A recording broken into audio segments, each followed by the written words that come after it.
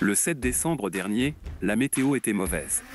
J'espérais utiliser une autre méthode pour voir par les airs l'évolution ou l'éradication de la maladie touchant les arbres de ce site touristique, la photogrammétrie. J'y reviendrai plus tard. Malgré les risques, je me suis rendu à la source. Arrivé sur place, il fallait se rendre à l'évidence que cela ne s'était pas amélioré, bien au contraire.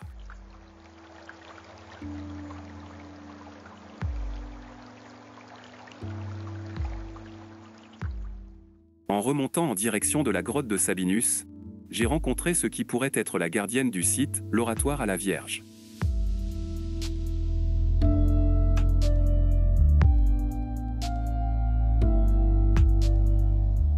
Sabinus, chef gaulois vaincu par les Romains, aurait vécu pendant 9 ans dans cette grotte avec Éponine son épouse. Surpris par les Romains, ils furent emmenés à Rome et mis à mort en l'an 79. La photogrammétrie consiste à prendre et assembler des photos pour en faire une seule. En schématisant, c'est comme un puzzle. Oui, éparpillé par petits bouts, façon puzzle. Ces nombreuses photos seront assemblées les unes aux autres par ordinateur. Pour un bon chevauchement, la prise de clichés doit être régulière, la vitesse et la position du drone sur le terrain est calculée par ordinateur. Le drone va quadriller le terrain par de nombreux va-et-vient. Dans le cas présent, le drone décollera et partira du point 1 et se rendra au point 2 pour débuter sa mission qui se terminera au point 213. Chaque point a son emplacement GPS d'enregistrer ainsi que la hauteur par rapport au sol, ce qui ici permet au drone d'avoir la même hauteur et suivre le relief. La vitesse sera de 18 km/h, distance à parcourir, 4100 mètres en 18 minutes et une photo sera prise à chaque point soit 213 photos. Malheureusement, certainement une erreur de débutant a fait qu'une très mauvaise configuration a été appliquée, le temps de vol a été multiplié par 3 et plus de 1300 photos ont été prises. L'erreur, c'est une photo prise par point de passage plus une photo toutes les 2 secondes et une photo prise tous les 6 mètres, d'où un moment une saturation à l'écriture sur la carte mémoire.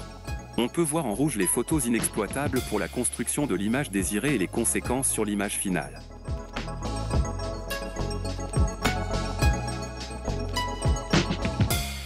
L'image semblant réaliste, j'ai effectué diverses actions pour en obtenir le meilleur possible ainsi, il est possible de se déplacer dans l'ensemble de l'image et de zoomer sur des lieux bien précis.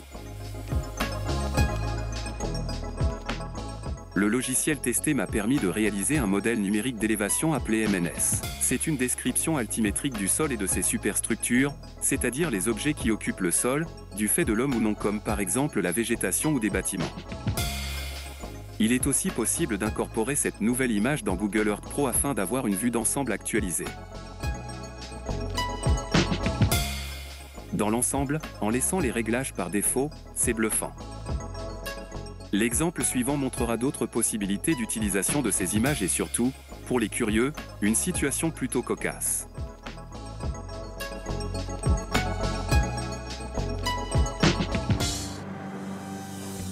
Cet exemple est en réalité mon premier essai en photogrammétrie. Il a été réalisé au-dessus d'une carrière proche de Langres le 8 octobre 2023, une journée très chaude et agréable. J'avais auparavant préparé sur ordinateur la mission de photogrammétrie avec une hauteur de vol de 60 mètres. Les prises de vue se faisant objectif vers le sol, je n'avais pas la possibilité de voir en retour vidéo d'éventuels obstacles.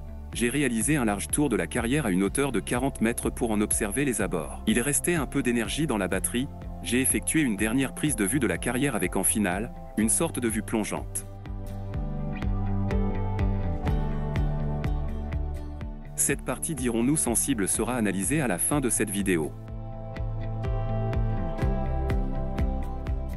Pour la réalisation, j'avais prévu de tester 2 applications différentes, l'un carré et l'autre circulaire, et comparer le résultat au final. Installé au point de décollage, au-dessus de la carrière, j'ai lancé la première application. À un peu moins de la moitié du parcours, j'ai interrompu le vol par prudence. 3 bus se sont approchés de la position du drone. J'ai attendu environ 10 minutes avant de pouvoir relancer le vol en modifiant le tracé de la seconde application. Je n'avais plus assez de batterie pour faire ce que j'avais prévu, d'où cette forme mi-carrée et mi-circulaire du résultat final. Le vol avec la prise de nombreuses photos se passait bien. Un promeneur par curiosité m'a rendu visite et avant de partir, il m'a indiqué que des gens étaient en bas, en mode détente au bord de l'eau. Le résultat après le traitement par ordinateur de ces 465 photos nous donne une image précise de la carrière complète identique à ce que pourrait réaliser un avion à 800 ou 900 mètres de hauteur. Avec les logiciels en version d'essai utilisés, je découvre les possibilités que peuvent avoir les géomètres, architectes, cartographes ou autres professionnels. Par exemple, ma piste de décollage et d'atterrissage est un carré de 50 cm de côté, il est visible sur la photo reconstituée et il est possible de faire des mesures. Résultat, 50,4 cm pour une photo prise à une hauteur de 60 mètres. Pour les plus curieux, voici d'autres mesures.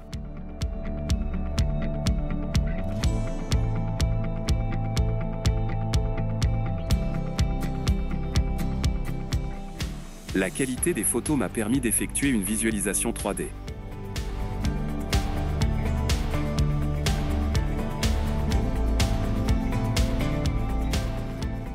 Comme dans le premier exemple, il a été possible de créer un modèle numérique d'élévation appelé MNS et il a été possible d'incorporer l'image dans Google Earth Pro installé sur le PC.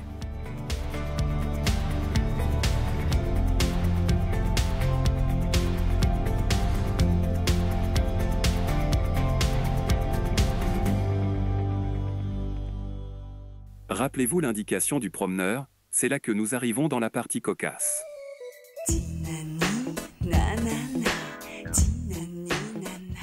De retour à la maison, j'ai cherché parmi les 465 photos et j'ai trouvé quelque chose qui fait sourire mais malheureusement, une autre chose moins réjouissante. J'ai localisé sur les vidéos la chose la plus, dirons-nous, humoristique. Aurez-vous l'œil ?